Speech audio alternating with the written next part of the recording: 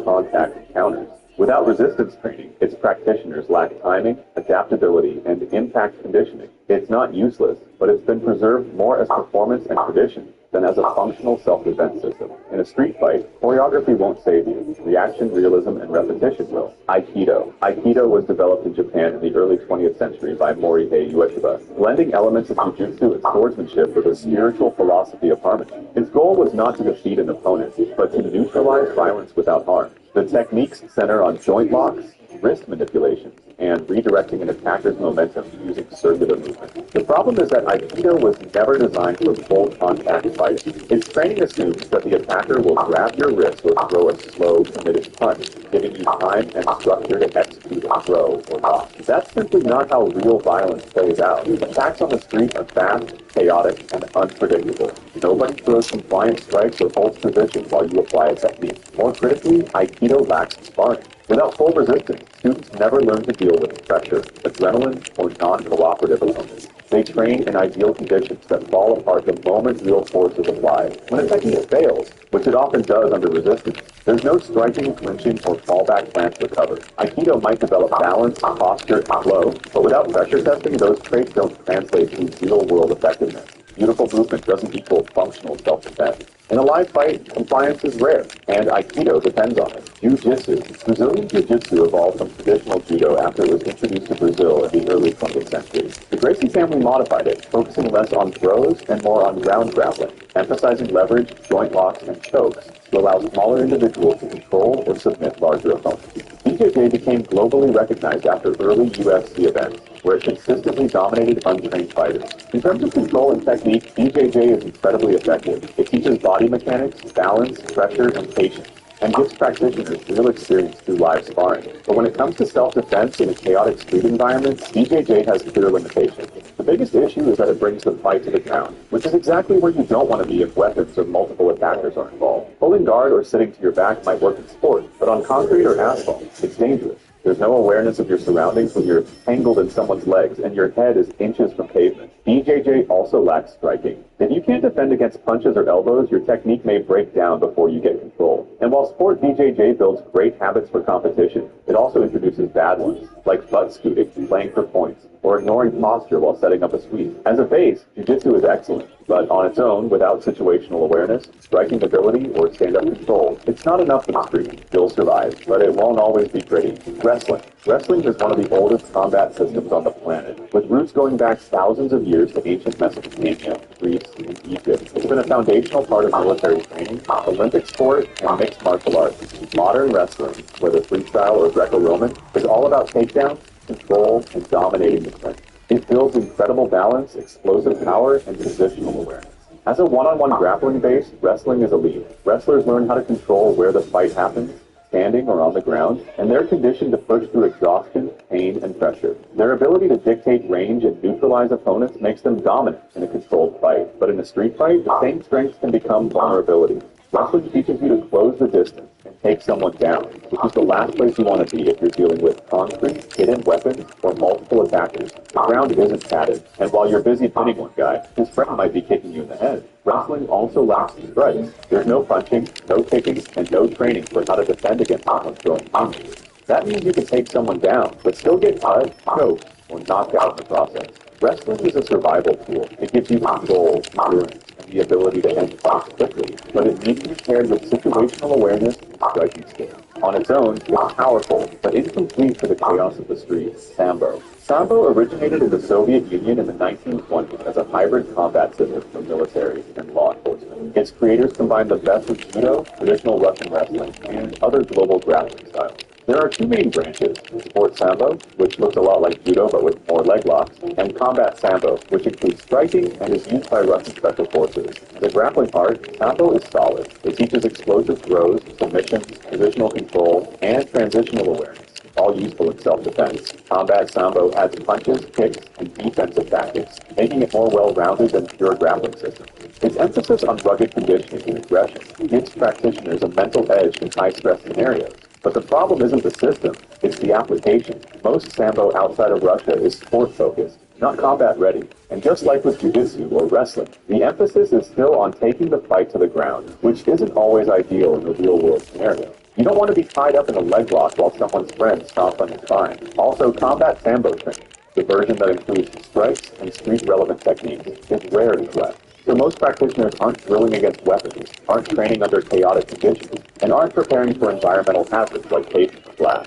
Sambo gives you strong fundamentals in control and submission, but without striking awareness or a way to deal with multiple attackers, it's another powerful but limited tool in the street. Muay Thai. Muay Thai, also known as the art of 8 limbs, originated in Thailand with deep military roots. It was developed not just as a sport, but as a battlefield method of close quarters combat. Over centuries, it evolved into a devastating striking system using punches, kicks, knees, elbows, and clinch work, turning the human body into a weapon from all angles. What makes Muay Thai brutally effective in the street is its simplicity and realism. Fighters trained with full contact, live sparring, and heavy conditioning. They're used to pain, chaos, and the pressure of real-time violence. There's no fantasy in Muay Thai. Everything is drilled to work under fire. Elbows cut, knees break posture, low kicks destroy balance. And the clinch isn't just a hold, it's a weaponized position used to control and punish. Muay Thai doesn't assume ideal conditions. It adapts. If someone rushes you, frame, clinch, and counter with short-range strikes that end the fight before it escalates. There's no wasted motion, just damage. And unlike styles that rely on perfect technique or unrealistic distance, Muay Thai thrives in dirty, close-up brawls. The only real drawback is that, like boxing, it doesn't include grappling or groundwork. But with its balance of power, endurance, and reaction training, Muay Thai prepares you for the violence most people aren't ready for. It's not just striking, it's striking evolved for survival. Boxing. Boxing is one of the oldest and most refined striking arts in the world. It focuses on punches, head movement, footwork, and timing. But what makes it so effective isn't just the technique, it's the way it's trained. Boxers don't just hit pads, they spar a lot. That means they're constantly reacting to pressure, getting hit, adapting in real time, and learning how to stay calm in chaos. In a street fight, that makes a massive difference. The ability to move your feet, slip punches, and land accurate strikes under stress is invaluable. Most street altercations happen in close quarters, and boxing is built for exactly that range. Yaps, crosses, hooks, uppercuts, these are fast, powerful, and often fight-ending when delivered by someone with proper training. Boxers also develop excellent distance control. They understand range, they know when to close in, and when to disengage. Their conditioning is elite, and they're trained to keep their composure even after taking a shot, something most untrained people can't do. But boxing isn't perfect. It has no grappling, no clinch control beyond dirty boxing, and no groundwork. If someone tackles you or drags you to the floor, a pure boxer might be in trouble. Still, in 90% of street fights, the person who lands the first clean shot wins, and that's where boxing dominates. Pressure-tested, practical, and brutally efficient. Boxing is one of the most street-ready martial arts. The sprinter. There's one martial art that always wins in the street, and it doesn't involve punches, kicks, or takedowns. It's called running. The sprinter isn't a joke category. It's the mindset that prioritizes survival over ego. The reality is this. The best street fight is the one you're not in. Street violence is chaotic, unpredictable, and legally dangerous. Even if you win the physical altercation, you might lose in court or face retaliation later. That's why situational awareness, verbal de-escalation, and the ability to walk away are the most underrated self-defense tools you'll ever have. No technique can match the value of avoiding the fight entirely. Most real confrontations aren't duels. They're ambushes, group attacks, or alcohol-fueled stupidity. Even the most trained fighter is vulnerable to a sucker punch, a hidden weapon, or a second attacker jumping in. Escaping isn't cowardice, it's control, it's intelligence, and it's survival. The sprinter wins because they live to fight another day, or better yet, never have to. Martial arts can teach discipline, fitness, and mental resilience. But the highest level of mastery is knowing when not to use them. In the end, it's not about dominance. It's about staying safe, legally clean, physically intact. That's the real win, and the real martial art. Explaining every country's martial art.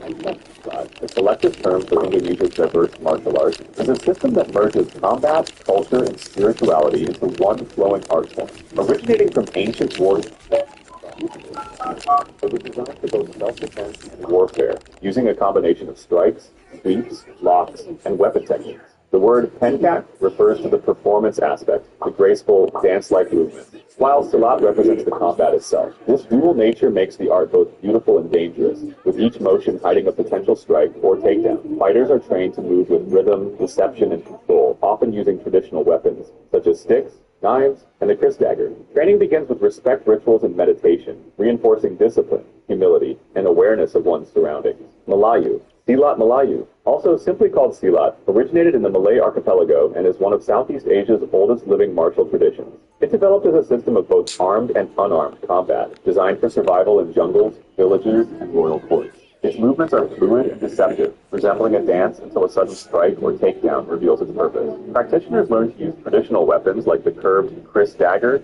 sticks, and spears, while also mastering sweeps, locks, and joint breaks for close quarters defense. Every motion is built around balance, timing, and control of rhythm, qualities deeply tied to Malay culture and spirituality. Silat training often begins with ritual bows as music played on drums and gongs, honoring teachers and ancestors. Across Malaysia and Indonesia, hundreds of regional styles exist, each shaped by geography and local warfare. Today, Silat Melayu endures not only as a practical martial art, but as a proud expression of cultural identity, philosophy, and respect for heritage. Left Way. Left Way, known as the Art of Nine Limbs, is Myanmar's ancient and brutally honest form of combat. Unlike Muay Thai, which uses 8 points of contact, Left Way adds a ninth weapon, the headbutt. This small addition transforms every exchange into something far more unpredictable and dangerous. The art dates back centuries to Burmese warriors who trained for survival on real battlefields. Modern left-way fights are bare-knuckled, with no gloves, minimal rules, and almost no protective gear. Knockouts are the preferred and often the only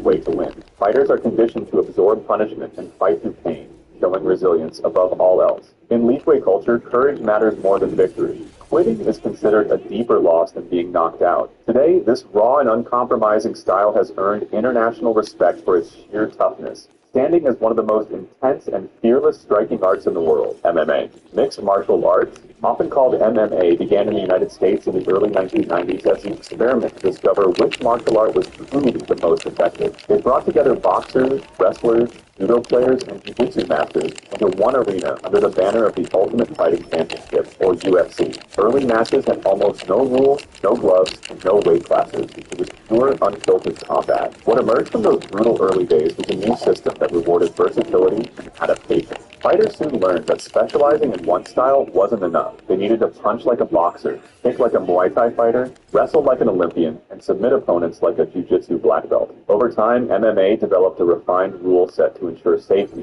while keeping the full contact realism that defined it. Today, it's not just a sport, but a global phenomenon, representing the evolution of all martial arts into one, a blend of technique, endurance, and mental toughness that defines modern combat. Sabe, also known as French kickboxing, was born on the rough streets of 19th century Paris. In a time when sailors, thieves, and soldiers fought bare-knuckled in the alleys, fighters began to refine their street brawls into something more graceful and controlled. The result was Sabbat, a martial art that blends elegance with effectiveness. Practitioners, called saboteurs, wear specially designed shoes, strike with the foot instead of the shin, delivering precise kicks that rely on accuracy rather than brute strength. The art combines Western boxing punches with agile leg work and smooth foot movement, turning combat into something almost choreographed. Training focuses on timing, balance, and control of distance, teaching fighters to move with rhythm and economy. Over time, Savage evolved from self-defense to sport, becoming one of Europe's most technically sophisticated striking systems. Today it's practiced around the world, admired for its style, precision, and the way it transforms street fighting into an art of grace and discipline. Krav Maga. Krav Maga is a modern self-defense system created in Israel during the mid-20th century, developed specifically for the Israeli military. Unlike traditional martial arts that evolved through ceremony or sport, Krav Maga was built purely for survival. It combines the most effective techniques from boxing, wrestling, judo, and aikido, stripped of anything unnecessary. Every movement serves one purpose: to end a threat as quickly as possible. Practitioners are trained to react instinctively under extreme stress.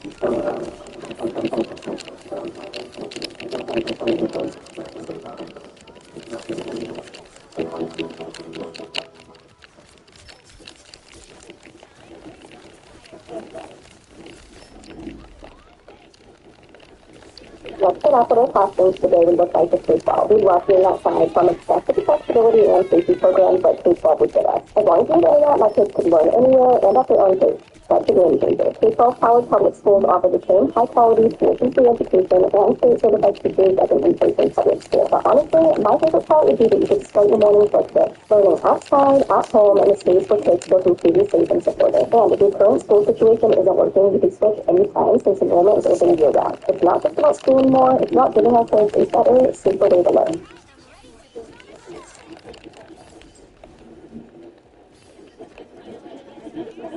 pressure, using eye strikes, groin kicks, and weapon disarms to survive attacks involving knives, guns, or multiple opponents. There are no rituals, no competition, and no points to score because in real life there are no referees.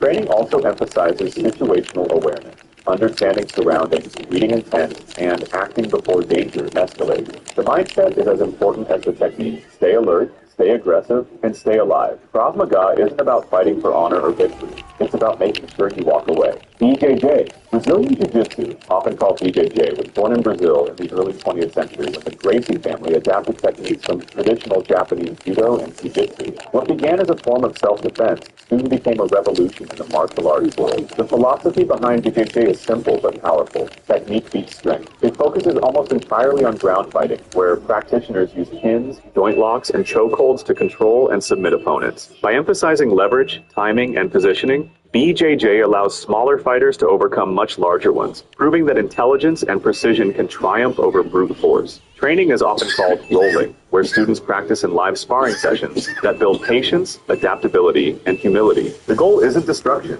it's control. Over time, Brazilian Jiu-Jitsu became a cornerstone of modern mixed martial arts, shaping how the world views combat effectiveness and redefining what it means to win through technique rather than power. Sambo, short for self-defense without weapons, was developed in the Soviet Union in the 1920s as part of a government effort to create the most effective hand-to-hand combat system for soldiers. It's 8 o'clock. It blended judo, wrestling, and traditional Russian grappling styles, focusing on practicality and speed rather than formality. Sambo fighters, called sambis, train in distinctive red or blue jackets and shorts, emphasizing explosive throws, leg locks, and ground control. The art's goal is simple: to end a confrontation quickly and decisively. In its early days, Sambo was strictly military, but it later evolved into a competitive sport, showcasing precision and athleticism. Unlike many martial arts that rely on ritual or hierarchy, Sambo's philosophy is built on adaptability and efficiency. Its techniques are designed to neutralize opponents of any size using leverage and momentum.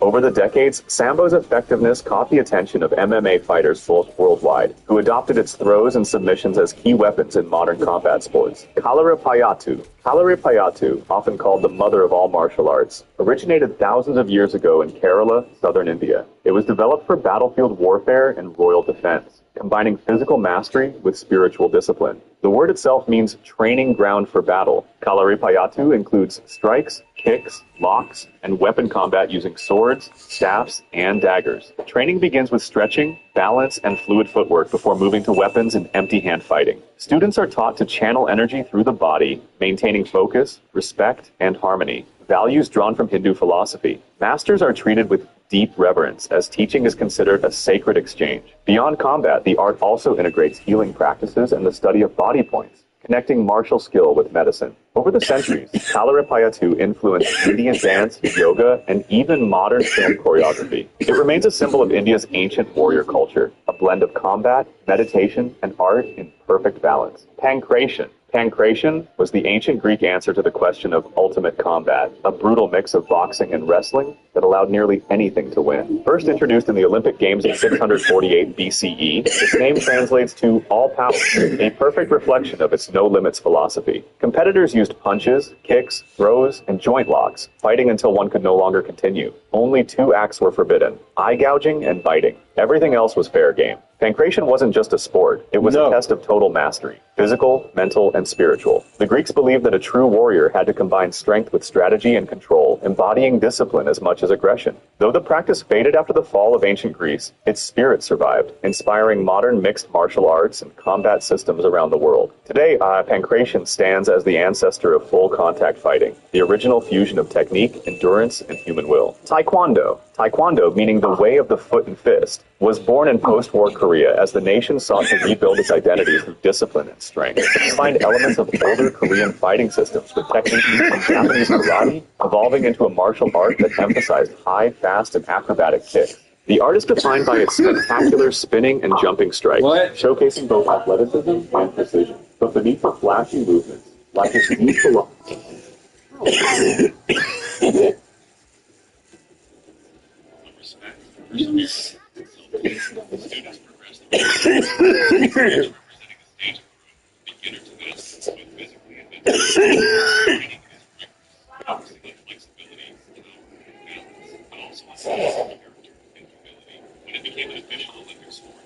Jesus likes awkward.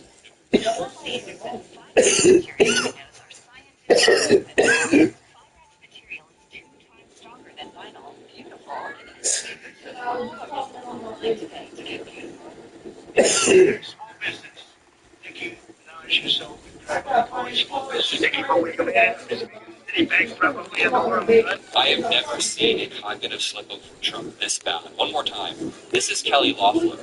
This is Nicki Minaj. How the hell do you confuse the two? This guy is losing. All right, everybody, we have some wild breaking news and confusion breaks out surrounding the current medical state of Senator Mitch McConnell of Kentucky. The reporting is that Senator Mitch McConnell is currently medically brain dead in the state hospital after being hospitalized for almost a month. Nobody has seen him in or out of his house. His neighbors have reported that they haven't seen him in basically a month. His wife is currently in China, so if he is medically brain dead, as some of the reporting says, then they don't actually have the next of kin in order to pull the plug. The next person would be his children, like his eldest child, but they need a concurrence due to DC law. We're going to break all of this down. There is so much confusion breaking out, but the reporting is getting pretty wild. It's important to point out that literally, as I'm recording this video, The Hill accidentally just published an article titled "Do Not Use a Look Back at Mitch McConnell's Time in the Senate." Amid growing rumors about McConnell's Okay, sir. He's not dead. There's no reporting that he's dead, but the reporting is that he is basically brain dead. Mitch McConnell is somebody who, as the former Senate Majority Leader, has spent his entire adult life trying to block the advancement of Democratic policy priorities that would help vulnerable Americans and Americans who need it. I mean, hell, Mitch McConnell has reshaped the Supreme Court in Donald Trump's image, blockading Merrick Garland when Obama tried to appoint Merrick Garland to the Supreme Court, but then allowing ACB to be appointed in an even smaller time frame. He has pulled our country back in a regressive manner, and we are going to focus on that throughout this video without backing down. At the same time, I have a lot of older family members. I have family members who I have watched grow old, so this video is not going to be for me to speculate about his death or celebrate about his death. I'm going to remain professional and steady-handed. You guys can feel as you want to feel about it, but my job at the end of the day is to report to you the facts. I'm not going to be celebrating anything throughout this video. I have family members who I really care about, who I watch grow old. I'm not going to sit here and celebrate things, but Mitch McConnell has uniquely ruined this country, and I think we can point out what his legacy is. So as always, drop a like, make sure you subscribe to this video, and let's just start off with the original report. So Laura Looper, who is one of Trump's close confidants, reported originally new.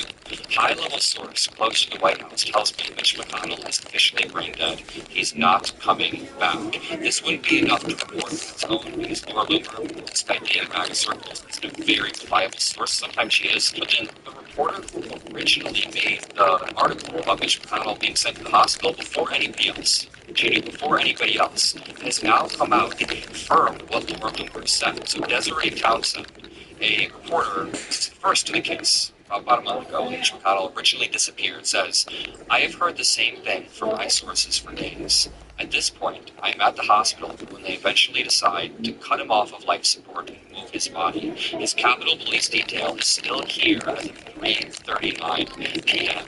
Now, people may be asking this exact question: why haven't they pulled the plug in McConnell's brain death? It's a good question, but it says legal chaos. In D.C., doctors can only call them brainstem has fully lost all function, which isn't true for most patients. It doesn't seem to be true here. Now, as I mentioned earlier, Mitch McConnell's wife is currently on a trip in China, so the next of kin is supposed to make the call. The next of kin in this case is reasonably Elaine Chao, the wife of Mitch McConnell. She's not in the United States. She is not present. So unless his will expressly stated the next in line on power of attorney, DC Code 21-2210 shifts this power to the next of kin as for an adult child who is present and eventually going to the eldest willing child.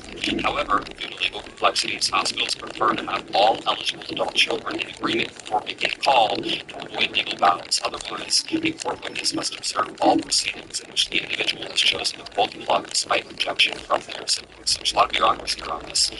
Even if they all agree, it's complicated by the fact that there is minimal brainstem activity, which is why doctors can't declare. So you're asking them to decide to pull the plug on their father, despite the fact that if Mitch McConnell is still their father. It's a hard decision for a family to make. You have to put yourselves in their shoes. And with Chow, his wife in China, this very likely is true. probably a crushing decision right now. There's a human aspect to this. There's also a human aspect to what he's done throughout his career in politics. We'll cover that in just one second. He says, despite the fact that I feel no love lost for Mitch McConnell, I do feel for his children who are likely dealing with an immensely challenging emotional and moral moment that is created by Chow's odd absence and the political machine McConnell created. The decision to pull the plug on a parent is not one I expect anyone to make quickly or easily. In my opinion, that is a reasonable amount of empathy to apply to the situation of somebody that you really don't like. But we should also apply skepticism to this situation. It's interesting because, as Keith Edwards points out here, Mitch McConnell's team is currently releasing statements trying to make it appear as if he's conscious. And I guess there's a chance that he is. I guess we can throw out a chance. Maybe he will be back on camera in 5 days or a month or something, and he'll be back at it, hurting America. But their statements are kind of odd. I'm going to read from the original NBC article that says Senator Mitch McConnell remains in the hospital more than 3 weeks after he was admitted following a medical emergency.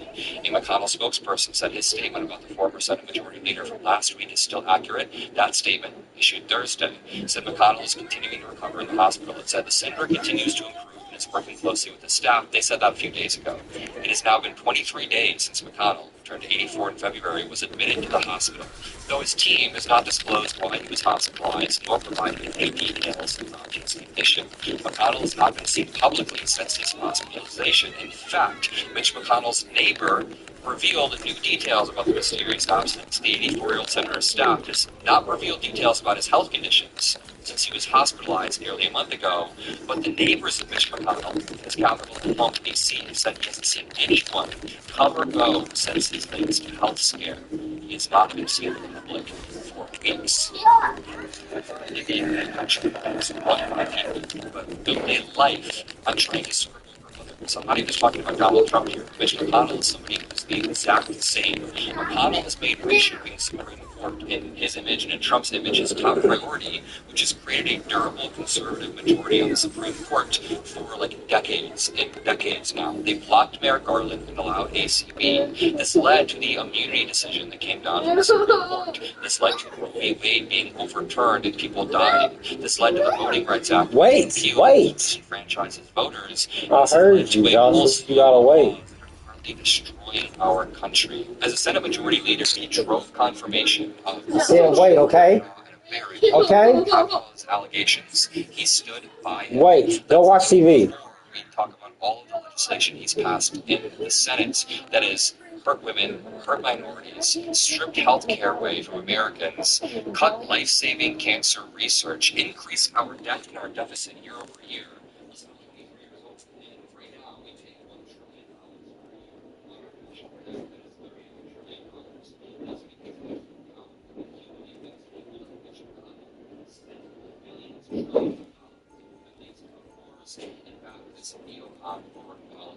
Our country is currently being destroyed. Our country is being savaged by Donald Trump with this Iran war, with inflation, with Medicaid being cut, and it's because of people enabling this. I mean, speaking of Donald Trump, he himself suffered a major mental episode just earlier today. I have never seen a clip of Donald Trump like this in my life. This one is bad. Just now, a slurring and tired Trump confused rapper Nicki Minaj with Kelly Loeffler, the administrator of the Small Business Association.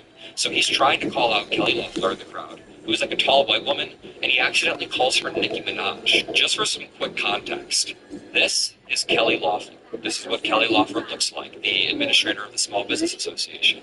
This is Nicki Minaj. They don't look similar whatsoever, but this is what Trump said earlier. Jeff is great, and he's married to a person who's doing a phenomenal job. The SBA, small business, Nicki Minaj, so they call it small business, Nicki, but when you add it up, it's bigger than any bank probably in the world, right? I have never seen a cognitive slip of Trump this bad. One more time. This is Kelly Loeffler.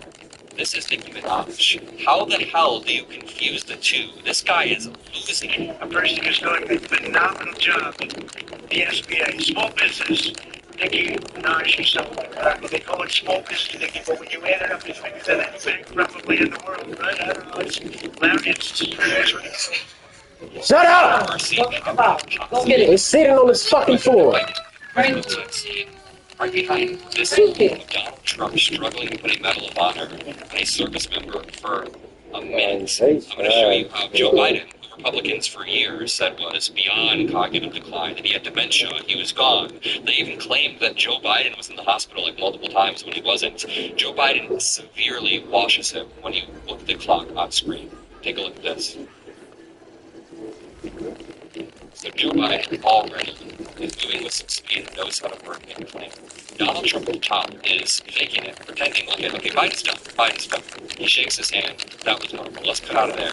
Let's go back to Donald Trump struggling to tie this. I don't even know if he realizes that there's a clamp. I'm assuming it's like easier than like a bra strap. It's probably the easiest thing ever. It's probably just like a little clip that you put on, right? And he's struggling, mumbling to himself, trying to play it off. Dog, this guy is cooked. He's losing it. Oh, he just ties it. He literally ties it. I'm surprised he even knows how to tie a knot. Or a bow.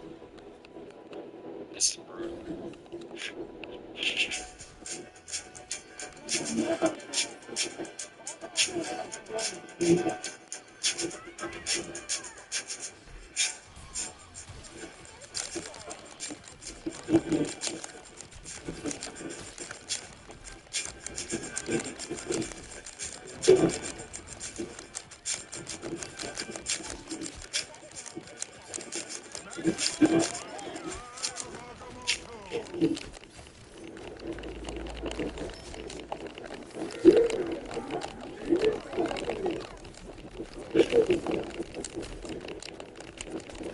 Oh my God. Okay, 45 seconds in. 50 seconds in. There we go.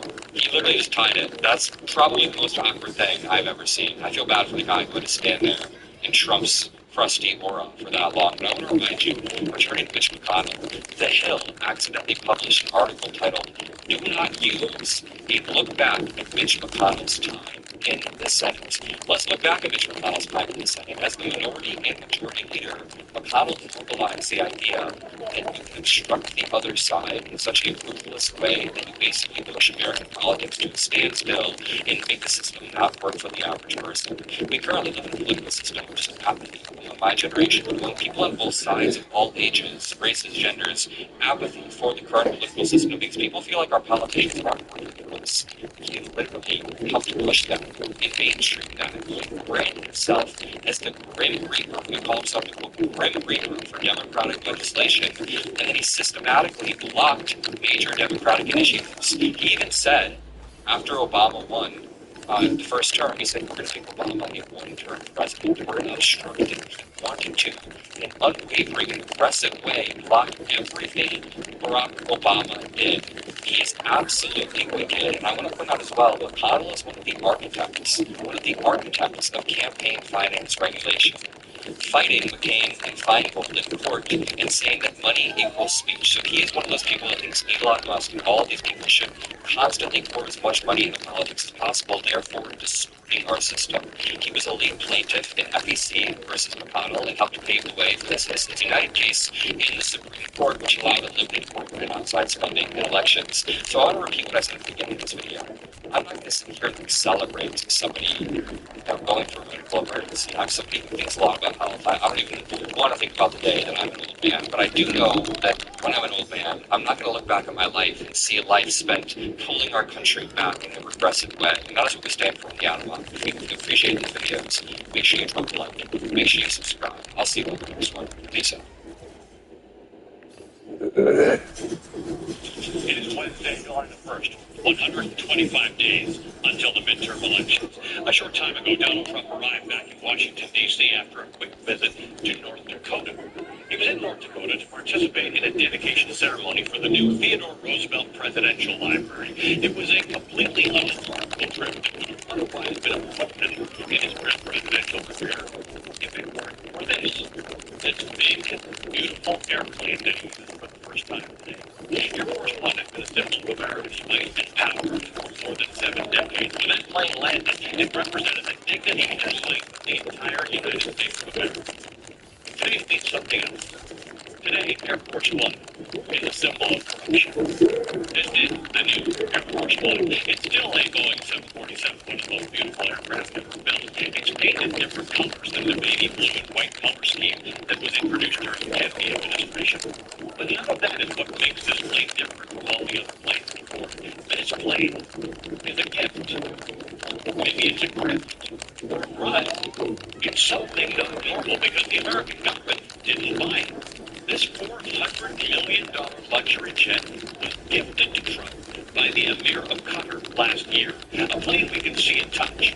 But there's a kind of crypt in the air that's a little trickier to understand, and it involves cryptocurrency and meme coins. So let me tell you about how profitable this presidency has been so far for Donald Trump. In 2024, before he began his second term, his businesses had pulled in at least $622 million. A lot of money by any standard. But it pales in comparison to the more than $2.2 billion in total revenue that he reported that he took in last year, 2025, after returning to the White House. We know this now because of the mandatory financial disclosure report that Trump is obligated to file, which was just publicly released. Trump's own reporters are warning that he never speaks to the people who run his money, and that the White House insists both neither the president nor his family has ever engaged, nor will ever engage in conflicts of interest. End quote. Sit on that for a minute. And when asked about his income today, Donald Trump said he made his money just like how everyone else makes their money. You know, I'm profiting because the stock market's going up. Everybody's profiting. If you have a 401k, how's your 401k done? It's been up 85%. Thank you, President Trump. So we're all profiting. I'm profiting because I have a lot of money. I hate this lady, man.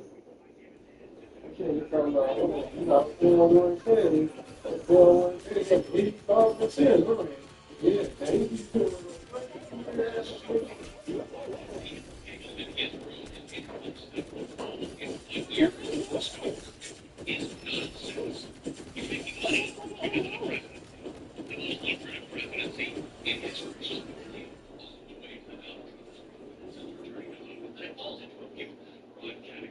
There's a couple of bad issues. I mean, I think it's something that before.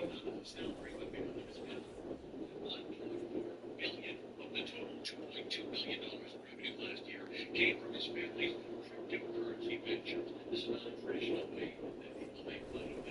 Money that's going straight into his bank account.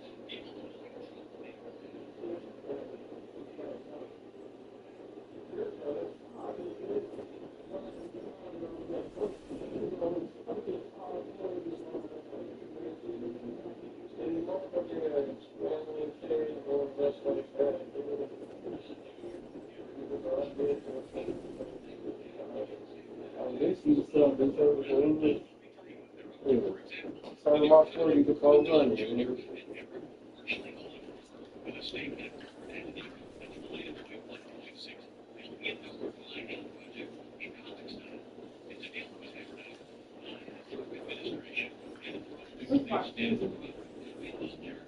Oh, shit.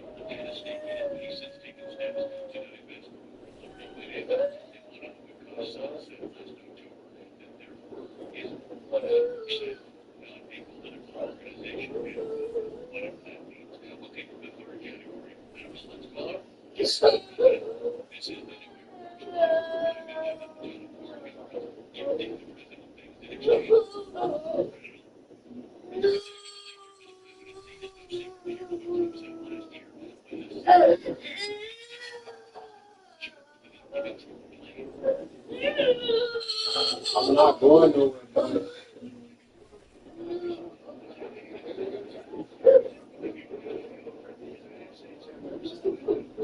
Go to you. Go to Europe.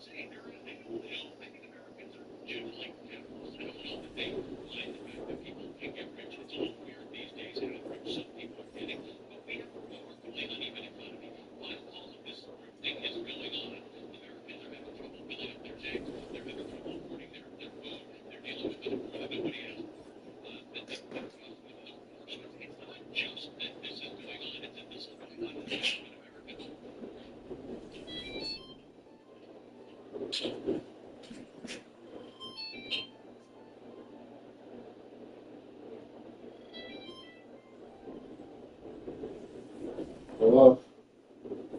Hello? Huh? Yeah, they was on that black table, but ain't no table no more. Alright.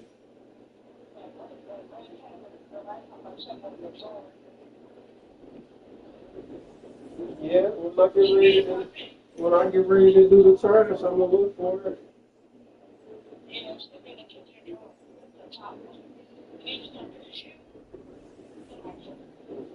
What?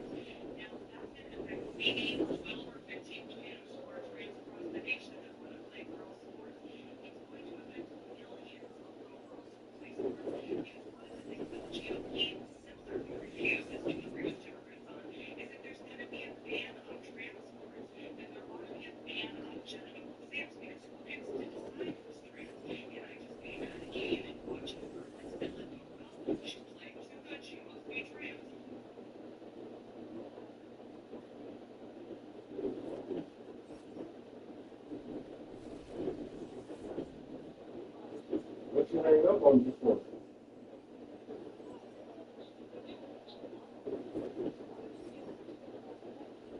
You was telling me to take the trash out, and you said wear shoes outside because you worried about that runner flashing the dockets and shit.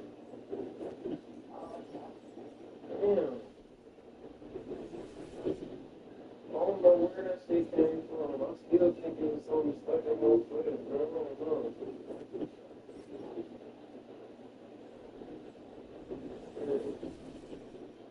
I don't know. That can't stop you from being a person, bro. You just have to walk outside with shoes.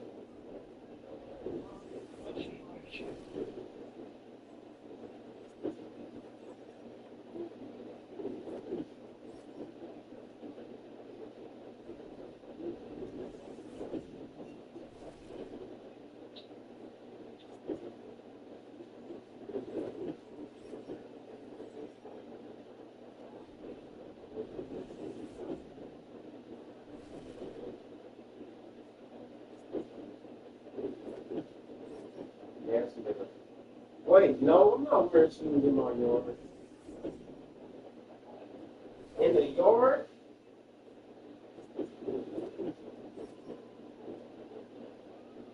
You talking about in our yard?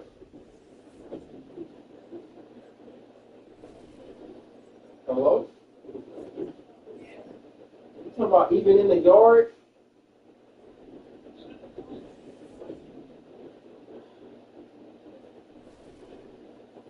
You gonna turn me into a fucking robot, man. I'm covered in aluminum foil in the morning.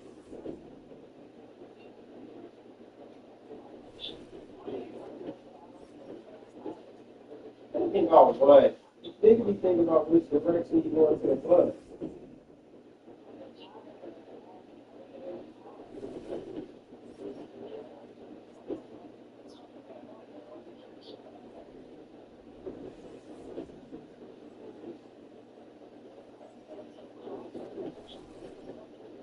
So you rather get a ride to the bus stop than walk.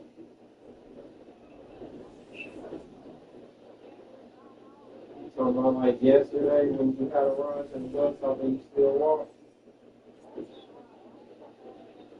Oh. Why? Why? Give me a reason. What's the reason?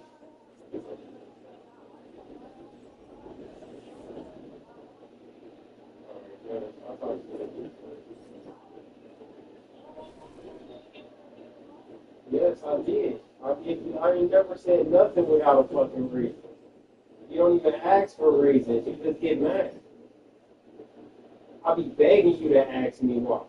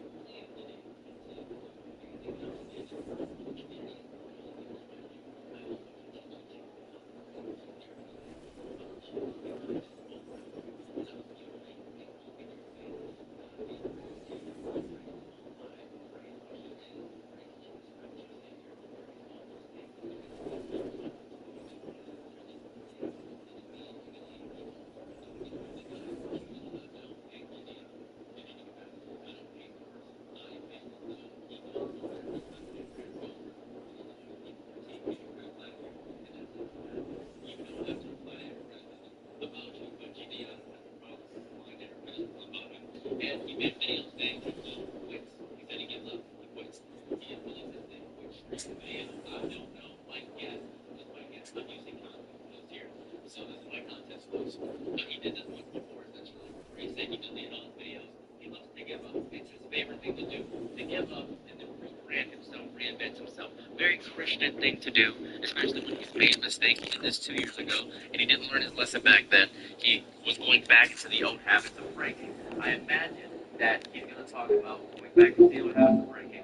He doesn't owe everybody an apology. Now, if I know Gideon, because I've spoken to him for an hour long, he's going to contradict himself and say, I don't owe you an apology. Wait a second, I actually am going to apologize. That's my guess.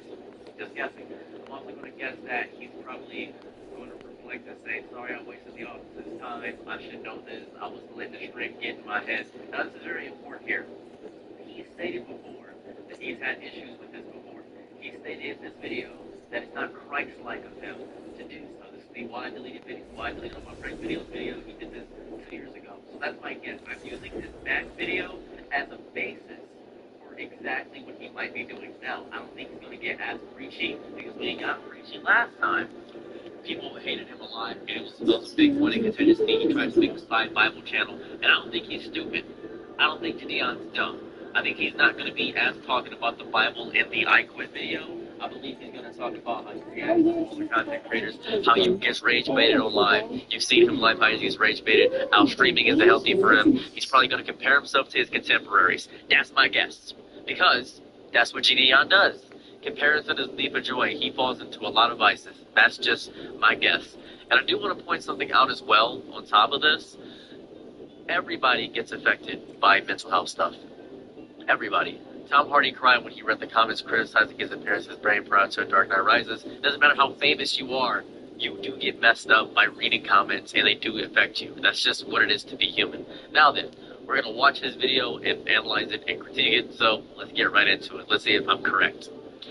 Yo, what's good, y'all, man? So, this is genuinely going to be my last video ever like this. You said that once before. I'm never going to make a video like this again, but, you know, obviously you guys know what's all going on. You guys saw me getting arrested. You guys saw Cold Blue's video and everything. And, I did a reaction to it, kind of like, oh, no, this wasn't right. This is how it happened, da-da-da-da-da-da. But, genuinely, during the last few weeks, I've done a lot of just, like, inward reflection, and I've been talking to my fiance a lot, and I just kind of came to realize, you know, what I was doing wrong, and also came to realize that truly your boy was spiraling. You know, I was genuinely losing the plot, and I have to say, like, genuinely, I feel like a hypocrite, you know. Amazon skills training and apprenticeships to move hourly employees into higher paying roles.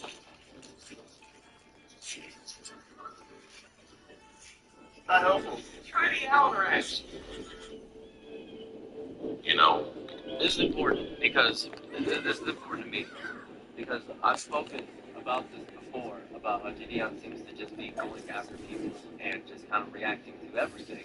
And I'm happy that he's having this moment of self-reflection to understand that his ego, as he stated, I can bring it up. I promise you I can bring it up.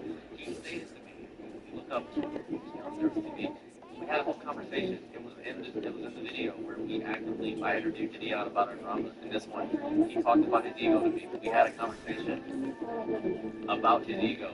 We talked about it. He even admitted on the interview that he had an ego. He admitted to it. We spoke about this stuff. He admitted that he had an ego. That's my biggest problem. That his ego is now it's not he talked about Gideon's favorite thing in the video. Now, his one video, his arrogance. That's it. He's talking about right here. I'm talking about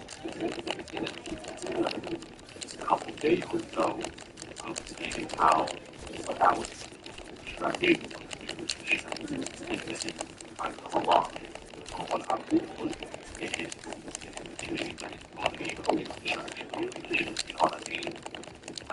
I think Alex embraces his words and he will be control.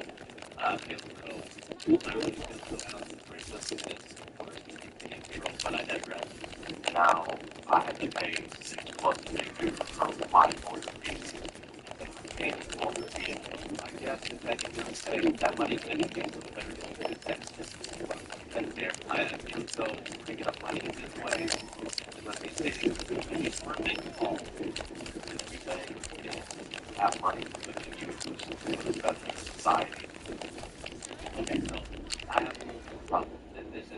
such a nitpicky ass critique. Don't bring up the money.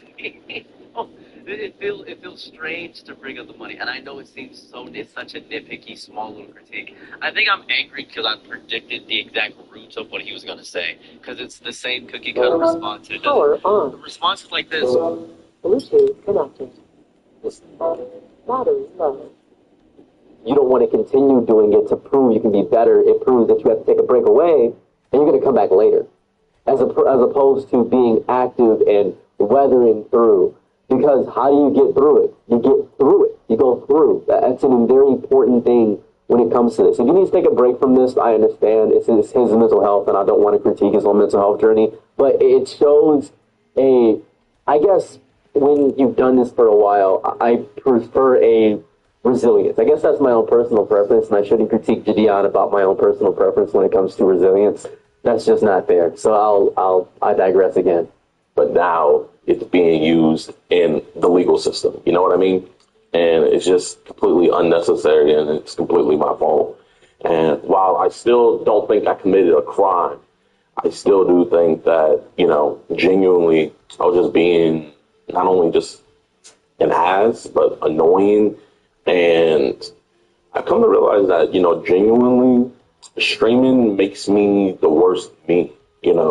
Thinking back on it, every quote unquote controversy, not even quote unquote, every controversy and everything that I've ever got into, anytime I trended on Twitter for something negative, it's always been for some streaming clip, You always want to say this right now. Streaming does bring out the worst of people. You're getting a bunch of people coming in live. You got to react to it. Most people rehearse what they have to say, and they don't get the chance to re-edit or rehash what they have to say. A lot of your favorite content creators will probably be horrible streamers because they're not quick-witted with a lot of responses and that variety, and the allure of seeing all those people and all those big numbers can't get in your head. That's a very horrifying thing to have happen. Like, the first one that comes to mind is the Pokemon situation. Then the second one that comes to mind is, the Logan Paul thing. And then, besides all that, bro, I've been in countless beefs and countless beefs, FDH beef, the Pokemon thing he mentioned. There's just been a lot of smaller content creators that are just, again, it's a lot of stuff he's been in. A majority, I would say probably 85% of those beefs have come from streaming, And I think what it is genuinely is, I don't think it's a good thing to just look at a chat for hours on end and you're just in real time getting opinions of people. And then, I know probably some of my other streamers can attest to this. You see somebody in the chat say boring or L stream or something like that. And then it flips a switch in you where you want to be more entertained in it. Or you can get your mods to ban those people, is what you could do. You could also do that, which would be awesome. I love doing that. I love banning people from my chat. I like to cultivate a community of people that don't piss me off. A lot of times on stream, I get wildly mad because people come in there just to strictly piss me off. I just don't want to be mad on stream. And that's fair. Gets the most reaction, especially from younger people, where it doesn't inspire deeper, more melting conversation is bad. A big point of contingency when I was talking to Gideon, many people in his chat were saying, get off, bro. He wants you to better yourself. Get off, bro. He's trying to actually have a conversation with you. Go speak to clavicular. Go speak to somebody that's inflammatory. Go speak. It was more so that. And a lot of his content is very reaction-based. So it's when you have something that's not reaction-based, you get anger from your chat. And I think the issue is that when you primarily made a lot of your content based on downing people or dunking on people, or I destroyed this person, I annihilated this person, that will destroy you overall in totality because you cultivated a group of people that like watching people get ruined and destroyed. When I debate people online, I'm not looking to win the debate. I'm looking to have my mind changed. I'm looking to learn something. But people hate that. People hate when people learn. It's a very odd thing. And you want to, pump up the levels and everything, and you want to entertain. And I think the reason why I gravitated so much to streaming is because I think I'm just an instant gratification person. And there's no better instant gratification than you streaming. Because when you make a video, you don't get that instant gratification. You can know you made a fire video. Kind of like my going to the most racist town in America video. I know that was a fire video, but it took a month plus to get it edited and perfect. And then when I posted it, it didn't pop off at first. It was actually a 10 out of 10. And then over time, it grew and grew and grew, and it did what I thought it was going to do. So here's the thing, right, too? It's a lot of YouTube is working for nothing. A huge part of YouTube is getting nothing for a ridiculous amount of work that you put in. And that's just YouTube. That's the horrifying part of being a content creator. Hundreds of thousands of people want to do this, but they don't want to do the hard part of getting nothing. And really is, as we stated, really instant gratification. I post 2 videos basically every single day, and a lot of those videos do nothing. They're dead on arrival immediately because I try out so many different kinds of content. If I stuck with one kind of content, I do significantly more. I probably get the 40,000 views that I'd love to get every video, but as it currently sits, I get like 2,000 views a video. A lot of my stuff is drama-based content. That's because people want to hear my opinion of the drama-based content because they like hearing my opinion. And sometimes I have to add in my actual thoughts on opinions and situations by using a drama content as a gateway and a pivot to do so because it's instant. I can make a very deep video, hour-long video about the nuances of male loneliness, or I could use a Trump clip and say, Trump just said this about men, and then talk about the male loneliness in the sparse between the clips of Donald Trump. It's a whole math you have to do to this, and that's difficult. But it wasn't instant gratification. Whereas when you stream, you know, you can have streams or right out the gate, you have, you know, thousands, tens of thousands, or even hundreds of thousands of people watching then and there, and then people are clipping you like right away and stuff like that, and you get that instant gratification. But realizing that's not good for, you know, it's not saying it's bad for everybody because you got people like Queso, Jinxie, a bunch of other streamers who can stream and not, you know, causing controversies. And yeah, a lot of your content is causing controversies. I feel as though it's non-inflammatory, but he realizes that he doesn't like being called boring. And that's a horrifying thing, because you're allowing people who, and this is important, when I am watching people in my comment section, when I'm looking at them, you're not people to me, right? This is very important to me. A lot of people, when I watch streams, say that way, I would consider them people. You're nothing. You're absolutely just a number to me. I have to do that for my own mental health. If I consider you a person, I'll care deeply about what you have to say. Until I meet a person online, you're not even a real person to me. You're just a number and a name. You don't have your actual face online. You're scared, and that's valid there. You're just there to piss me off. And I don't want that to be the big cult of everything. Sometimes when we have 5 million plus people, 5 million subscribers, he probably can't even fathom 5 million as a number conceptually in his head. It's very hard to imagine that. That's important. That's an important thing. It's a hugely important thing to have the ability to look at that and say, all right, yeah, 5 million, but I can't consider that I actually have 5 million people. I could say, think of it like a rule of 100. How could you fill an auditorium? How could that work? It's basically what I'm saying here. It's very difficult to express that and when you're not a content creator but there are people, I don't know that. I don't know. I can't tell. It is not helping me to do so. just keep it entertaining. But, you know, genuinely, I'm not that guy, pal. I'll be real. And so, like, I'm not on here, you know, apologizing or anything. All right, so now I said this in the beginning of the video. He's gonna not he did this before. He's done it before. He did it in the conversation we had together. He's gonna not apologize, and then he's gonna apologize later. That's my guess. I'm just guessing. Because I don't owe you guys an apology. You know what I mean? Like, I didn't affect any of y'all. But I do want to say that I see where I was wrong 1,000%. And to the people I do owe an apology to, you know, I've given them to them. You know, to the boys who got arrested. They're all 18 plus, by the way. I know a lot of people saying that they're minors. They're all 18 plus. Thank you for clarifying that. I appreciate that. So that's good. That's good. And also, I want to comment on the fact of the matter of people saying, well, he wasn't damaging kids. You go to McDonald's, kids go to McDonald's, you're damaging kids. I feel as though that was the point of the statement, not the fact that he got kids arrested. It's the fact that he got... It's how it was bad. I feel as though he went to McDonald's. But if I tell you that you think you know something to try to give with Donald. but there are different cars. Police car. That's why I said we can talk to him look in the morning.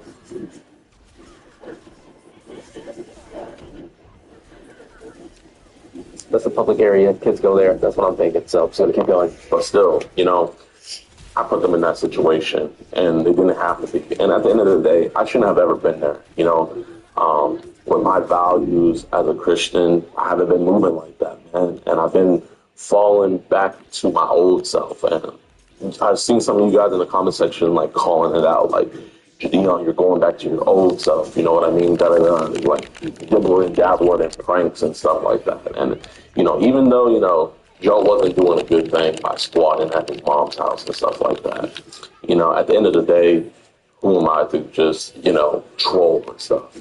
I have so many other better things I should be doing. Like that time and money I spent getting that stream set up could have been for a bunch of catchers. You know what I mean? Getting bad people off the streets. To be fair, you like being, I think it's a huge thing to be inflammatory, and you were doing something you felt was good in your heart. You just did it in a way that was disgusting. The road to hell is paved with good intentions, my brother. I just want to point that out. That's what it is. You have good intentions, but the execution is lacking and poor. I would hope this would be a moment of reflection of your execution as opposed to the action in itself, more so than anything, more so the end result. Because the end result would have been fantastic and phenomenal. You would have got the slaughter out, but it's the execution behind that would be the best way to do it. I think it's a matter of hindsight's 2020, and you're not thinking in the moment at all. I just think you're not thinking. And so what I'm here to just pretty much say is the shenanigans are stopping. The shenanigans are over. And genuinely, like, this was a very humbling experience that I really needed. And I genuinely think if this didn't happen, it just would have continued, you know what I mean? And who knows, it could have been something worse. It could have been something horrible that I had said that his values would get him annihilated. I hate referencing my own video. It's kind of annoying to do so. But I had stated this before at the end point of what I was saying. I pointed this out but I believe the tail end when I took my glasses off, right around here. I had stated this before you Gideon part. I had stated this before that his arrogance was going to be his downfall. You think the will corrupt you. I don't think you are a villain. I also don't think you're a saint. I think you're a person with a big platform and good intentions and blind spots and egos and flaws and moments of genuine greatness and moments of unnecessary cruelty. And I hate that. I really hate that. I hate when I see this all the time. And you're going to continue to get bigger, and people are going to judge me in the comments in this video saying, well, at least he's doing good, bro. He's doing amazing. He's doing fantastic work. I don't really care about that at all, to be quite honest with you. Please, Gideon, continue to do amazing and outstanding work for all the communities and all the people around you. I hope you continue to provide great and enduring examples of love and kindness all around you. And I hope you remain faithful in your faith. God be praised to you. Praise the Most High. Praise what He is. Praise Jesus Christ, your Savior. Praise all those things. And speak of your prophets when you do unnecessarily cruel things to demean and humiliate people or doing it under the guise of humility. It is disrespectful to the very provocation, to the very religion that you embolden so deeply while doing this with backhandedness and the smile and wickedness inside of your tone and the way you operate as a human being while thinking you are doing a kindness but not even realizing your own evil and ego and ineptitude will not even handle a slight critique of your posture. Anyway, that's literally the entirety of the video I made. That ended a month ago. This was a month ago, and now he's talking about this very thing. This very thing that I critiqued already. This is the very thing that I was talking about. That's exactly what I was saying. That's exactly what I was saying. I could never come back from. You know what I mean? So I'm just blessed that God let it be something like this, that I put myself in a situation like this to where I can actually rebound and do better. And you know what? You genuinely, to the Woodhaven Police Department, I see where you guys are coming from, Like, bro, you're a small town, and you got this YouTuber having fans coming all over the place and stuff like that. You guys have never probably had anything like that happen in your town before. And, quiet towns like you stay quiet. And, to Officer Mitchell, I called you out of your name multiple times. You feel me? Like, if I was a cop, I would arrest somebody too if I was going to be called out of my name like that. So, genuinely, I feel like there's a lot of blame to go around. And I feel like a lot of the blame has to be pointed right back at me. It has to be directed at me. And it rightfully so, man. Bro, I'm getting spammed up with, I'm a multimillionaire. And, genuinely, like, bro, keep it coming. Keep it coming. Genuinely, it doesn't bother me like that because it humbled. I will state this, and I want this to be on the record. this wasn't a big enough thing for him to truly change a human being. I give it a year or two, and another situation like this will happen again. I hate to say it. I despise to say it, but I give it a year or two, and another situation like this will happen again. I want to point that out immediately before we continue. I think that this is a great moment of growth. I think this is outstanding. It's amazing. But I wish I could have the video from when he deleted his prank videos. I stated that 2 years ago, and I'm stating it again. And I'm making sure that I preserve this one so everybody can say that, oh, Daryl's going to say it's going to happen. Because I can just hear it. It's just not real. I can, and part of this isn't real. I can't tell which part, but part of this isn't real. Humbled me. The whole situation humbled me. And I'm just, the reason why I titled the video what I titled it is because I'm never going to shame it. You know, genuinely, you know, I love shaming, but it's just too much bad comes with it. And I don't know how to control myself. And so the best way to control myself is to distance myself. He is a coward. I hate to say it, and I'm going to take back a compliment I gave earlier. I think you took the compliment the wrong way, but I genuinely meant it. I considered you, Gideon, to be a perfect content creator. No, I don't. I consider you to be a better human than a content creator, which is fantastic. You are a better human by taking a step away from all this. That is outstanding. Only a Dave Chappelle, what I would say. Which is great. Taking a step away is very good for your mental health, but this is what it takes to be in the fire, to be constant, to be endless, to entertain. I'll phrase it how my brother phrased it to me. He said, wow, you're going to spend your entire life trying to entertain people who will never be satisfied. That's it. So, a quote from the menu, and it's a very good saying, very good saying. It's just, dance, boy, dance, forever. Dance, boy, dance. But you let go or you'll be dragged, and I'm happy you let go. That's really good. I'm very proud of you. Or at least the streaming part. Pretty sure you're still going to do prank catches, but the streaming is going to be ending. And so I just can't stream anymore. And I won't stream anymore because I actually want to be here for the betterment of society. And what I was doing during that stream wasn't for the betterment of society. Now, police resources are being wasted and judicial resources are being wasted. And, bro, I've dropped 6+ figures on fighting this legally. A lot of money talk. You know what I mean? And it's just all just unnecessary garbage. And it was garbage content, too. And not really. It was very entertaining. I think the end goal of everything is to be entertaining, so I wouldn't say it was garbage content. I think it was entertaining. I think it was evil content. I think it was defamatory. I think it was more so a nuisance, for sure, trolling. And it wasn't garbage. It was entertaining, and it was a nuisance. Most nuisance content is entertaining. That's how I feel. The crazy thing is, you know, from 2024 to now, I was making good content, getting actual bad people off the streets. And it's just crazy that I told myself that wasn't enough, you know? And I think it's just, you know, kind of just seeing all my friends, you know, like seeing Canal do his thing with streaming, seeing Kai, seeing people I know like Speed and all of them doing their thing with streaming. I said this in the beginning that he was going to use that as a comparison point because he wanted that. He wanted to be what they are, and that's not healthy. You got to. I grasp that they're doing a lot of big things with streaming, and you want to do your own big thing with streaming.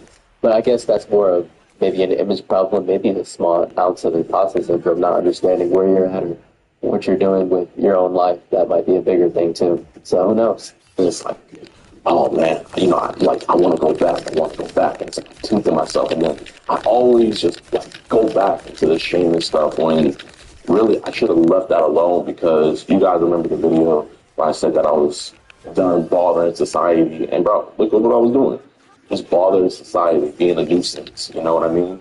And I was blessed to find something that wasn't a nuisance, you know, actually cleaning up the streets, getting predators off the streets. And instead of just sticking with that and doing that, I got distracted and I got greedy. I wanted to go back into doing, you know, slop content. And, you know, genuinely, I don't think if I went through this situation, I think I would have kept on making this slop content. And genuinely, I think if I would have kept on making this slop content, who knows, I could have affected somebody seriously, like where it would be irreparable and couldn't be fixed. So I quit streaming, I quit nuisance stuff, I quit all that. And I genuinely just want to do good for society. Which is beautiful. I feel as though you're doing a big act of retribution. Maybe you still feel bad from the previous prank videos you made, or the entirety of the pranking stuff that you made prior ago. Maybe you still feel bad about all the stuff that was loud. All the stuff you used to do when you delete all your videos. That might still be a thing where you feel bad about that, and that might be a reshaping of who you are.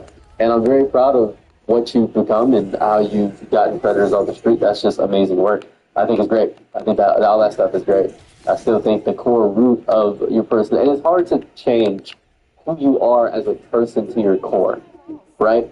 That's a huge thing to try to change. And I don't think Gideon is going to change the core of who he is, because the core of who he is a bit of a troll, right? Even when he was doing the prank tech stuff, he was still doing it in a trolling fashion. Even through the 2024 stuff, through the 2026 stuff, where he stated he was like, I was making good content. You still were a troll with the prank tech, and that's what made the prank tech a bit more than the Chris Hansen stuff. You're doing good work, it's great, but you're also very entertaining. A big core tenet of who you are is being entertaining, and I think losing that aspect, losing the big factor of the entertainment in you, isn't good. I don't think that's healthy for you, because who are you if not yourself, right? I want to make society better, and that's what I'm going to do. So I just came on here to say that. And one other thing I've also realized is, bro, I'm going to be real, y'all. You know, I don't know, man. It's like I got a temper on me. I really do. And people that watch my streams, you guys see it all the time where it's like I get triggered. You know what I mean? And it's like, bro, the officers were just doing their jobs, and I was just getting triggered. And I was acting like a Karen. You know, I had a Karen moment. I feel like we're all due for a Karen moment, but, you know, mine was on camera. And luckily, you know, I feel like we all go through moments like this in life. Not like mine, but we all go through moments like this in life where we're not our best self. But, you know, not everybody has their best self put on camera to millions of people. And genuinely, I wish everybody could have that experience, because when you have that happen, it makes you, Domino's gets added to their $9.99 best deal ever. It makes you do reflection. I feel as though this could be a huge moment for showing people what growth actually looks like by continuing the stream. And I don't, and this is going to sound crazy, don't listen to me. Just don't listen to me. But I do think that a lot of people take steps away and they don't show the growth. Oh, the growth is on camera. And they think simply disappearing is going to cause growth. And you don't owe your audience pretty much anything when it comes to growth, but you really don't. But I think it is an important factor to at least be the first to do it. No one ever does it. No one ever shows the growth of what it takes to be this way. No one ever does it. No one does it. It's very sad. I've tried to. I have videos on my channel at least expressing the horrors that I've done to people and the horrors that I've been through as a human being. And some of my oldest content is me just doing that and talking about, you know, the issues that I've done. I even talked about me using my ex when I was 16. That was stuff. I've talked about that. I got the vasectomy I got at 18. It's just tough. Talking about how stressed I am. The narcissism that I get inside my body, overcoming that. I talked about that. I didn't get a lot of views, but I was talking about it. I felt like that was important to do so. And I feel as though with the platform you have, it'd be good for your younger audience to show them that this is how you grow. So you can show that you're growing. I feel like that'd be a bigger good for society as opposed to just stepping away from the thing that is actively you're getting angered about. But I think that's just wise. I think you're being wiser than me right now, which is great. I think that's smart. I think you're smart for that. And so, you know what? Weirdly enough, bro, I want to go back to Woodhaven, and I want to catch a predator. I want to actually have a good relationship in that city. If you guys are still calling them or causing them any ruckus or anything, please stop.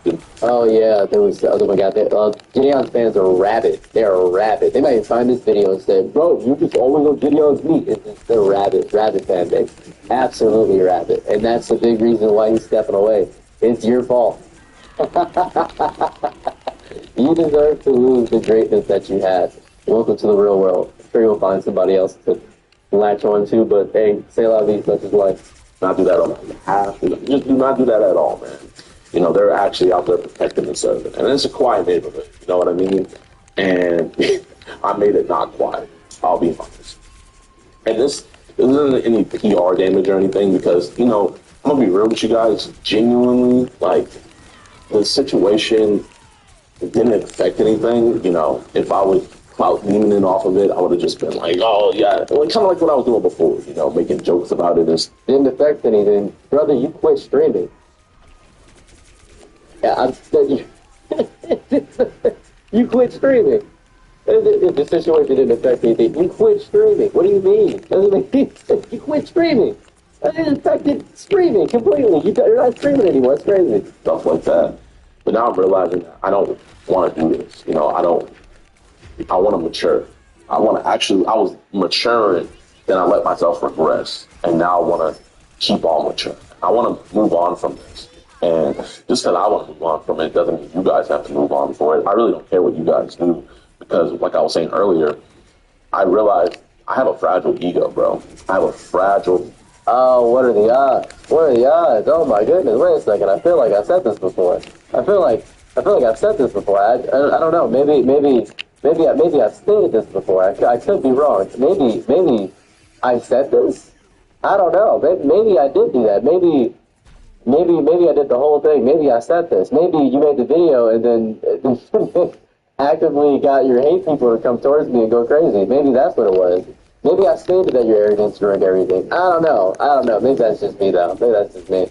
Fragile ego where, like, I let comments and things people say affect me. And so I saw something that Scarlett Johansson said, and it's crazy. Like, she also said that she has a fragile ego. So the way she combats it is she just doesn't read comments about herself. Oh, what are the odds? Oh, my goodness. Listen to Scarlett Johansson, but won't listen to me during the interview because you want to double down. Oh, I'm angry. Oh, my God. We talked about this for like an hour. It was like a whole hour of us speaking about this, saying, yeah, you know, I do have fragile ego and I do need to stop reading comments. I do need to stop responding and calling creators. Yeah, we did this already. We did this, man. Oh, good goodness, gee willikers. Oh, brother. And I realized, like, the last couple of days, I feel like the reason